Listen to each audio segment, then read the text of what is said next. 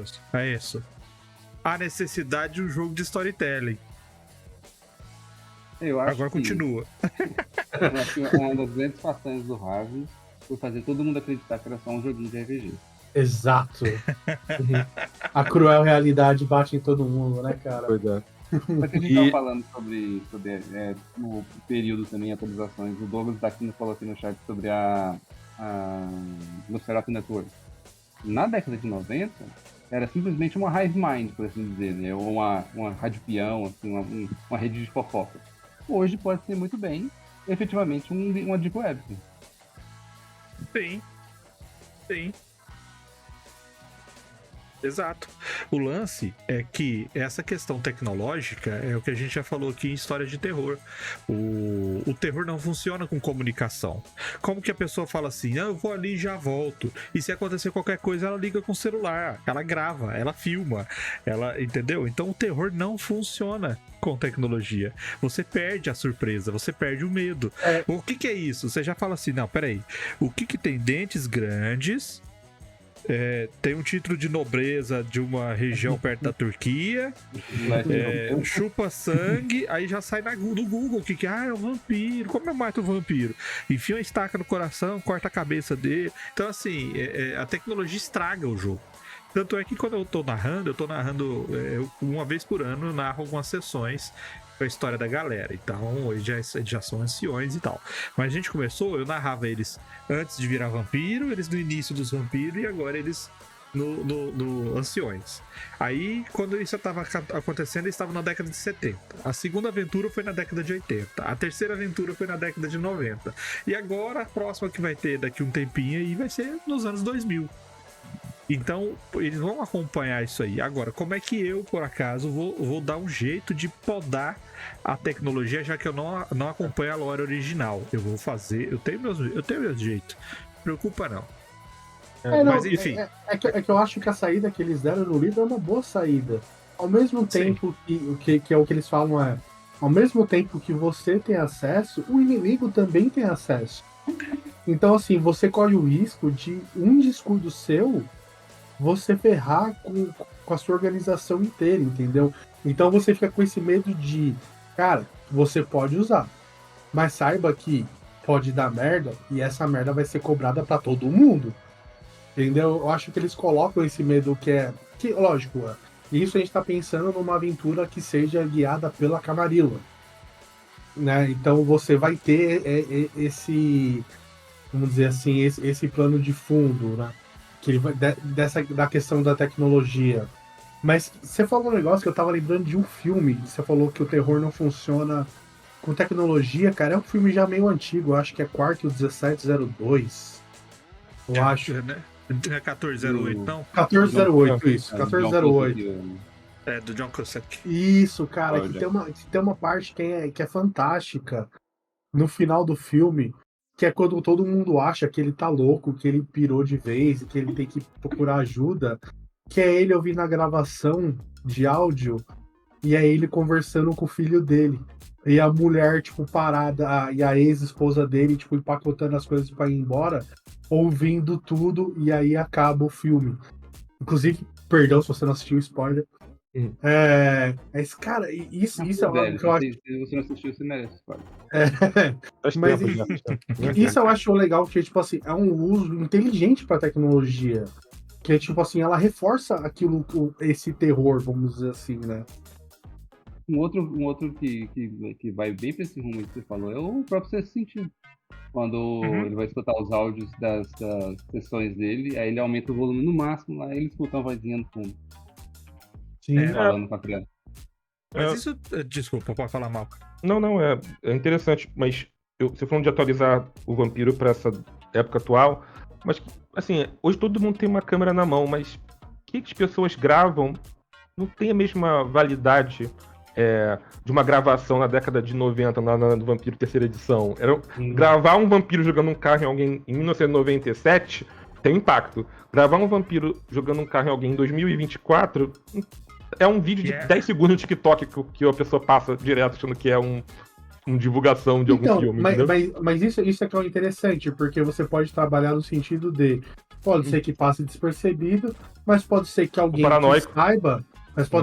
que saiba, pode falar, opa, tem algo aí, eu preciso investigar isso. Sabe o que acontece na minha história?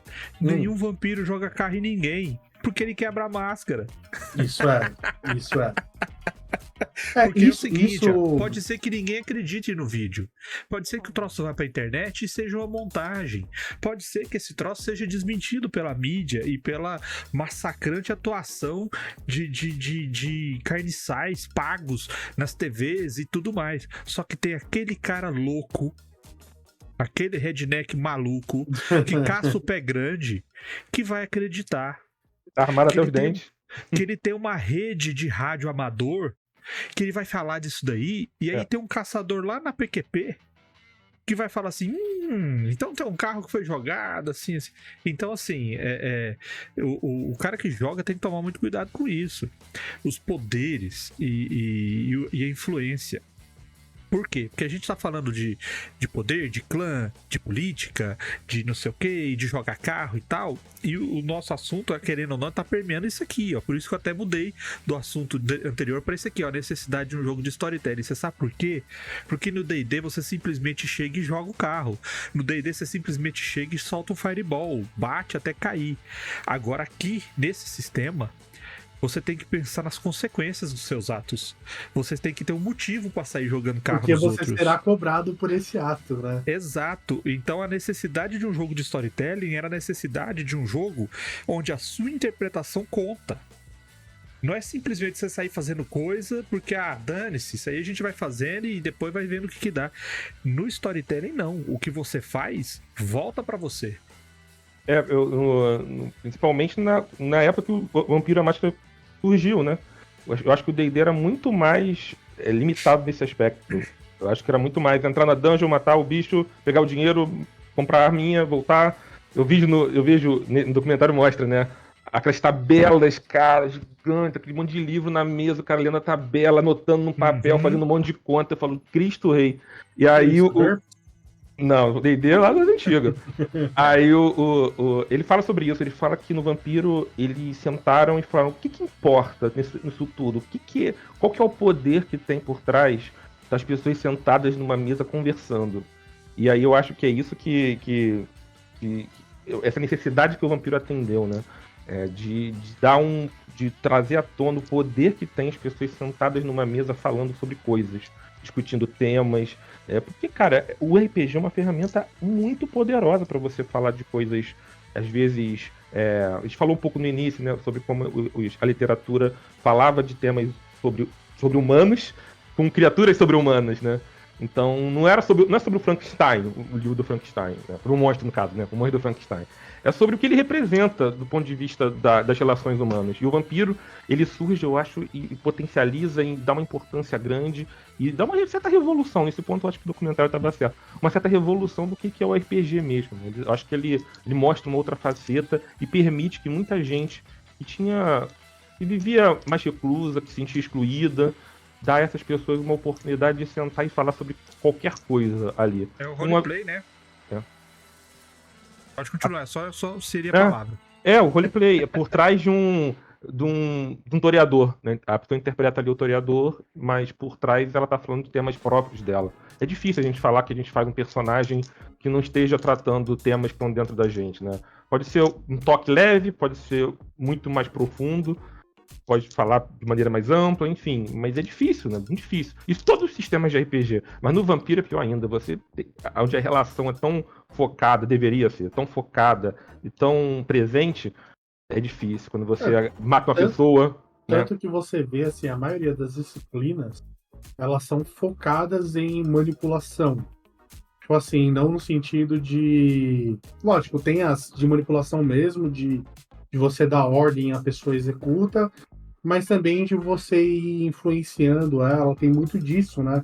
Tem muito de você ir conquistando com palavras e gestos e tudo mais, usando as suas disciplinas que não quebram a máscara, o uso delas, que aí você vai ganhando o seu espaço e vai ganhando, obviamente, né, território para você fazer o que seu personagem quer fazer. Seja dominar aquele território e se tornar o príncipe, ou dominar, ou ser apenas o rei da cena local da sua Alguma gangue. coisa, do seu interesse, né? Da sua gangue específica, gangue no sentido de tribo, né? De grupo, né? É isso que o livro fala e tal. A gente falou aí muito de livro também, né, da questão do, novamente, arcabouço cultural em relação a inspirações para aventuras, etc. Mas a gente também tem várias outras mídias aí que são muito importantes a respeito desse tema aí. A gente tem no cinema mesmo, tem Vampiros de Carpenter, Garotos Perdidos, Um Drink no Inferno, e aí a gente Eu tem Sou a Lenda. Eles são vampiros. Eles são vampiros. Eles são vampiros. Eles são vampiros pela Eles denominação que eles dão, né? É mais por falta de uma Melhor categoria nome. específica, né? é uma associação, né? Que eles chamam de vampiros. E a história original chamava-se Vampiros de Almas. É um filme da década de 50, inclusive. E aí eles simplesmente convenciam as pessoas a ir com eles.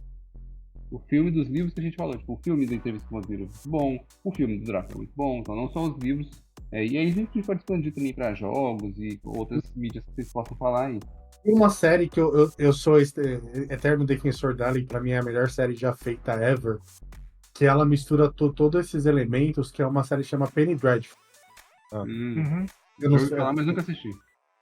Cara, assim, pra mim, obviamente, eu gosto, né, Drácula, eu gosto do Retrato de Dorian Gray, eu gosto do Frankenstein, Prometeu Moderno. E essa série, ela pega tudo isso, né? Ela pega essa literatura clássica inglesa e coloca numa série, coloca dentro dessa série. Só que esses personagens, eles não são os personagens principais. Eles são todos coadjuvantes que adicionam camadas pra série. Então você tem uma aventura principal que está rolando e você tem todos esses personagens, isso com a Eva Green. Você tem todos esses personagens que estão rodeando a história principal, que são o Frankenstein, o monstro do Frankenstein, que é o Dorian Gray. E, cara, é incrível, assim. Eu sou muito fã dessa série, eu acho que eu gosto, né, desse horror, desse terror / horror, né, vamos falar assim. E eu gosto dessa literatura, então, putz, pra mim é fantástica. É, assim, pra mim a melhor série já feita ever. Mas é uma pegada meio Liga Extraordinária ali, que tem todos os... Isso, ela tem. Mas ela não é uma pegada no sentido de que eles vão se juntar para combater o mal. Ela tem uma pegada de... eles fazem parte da história, mas como muito mais para adicionar camadas a essa história.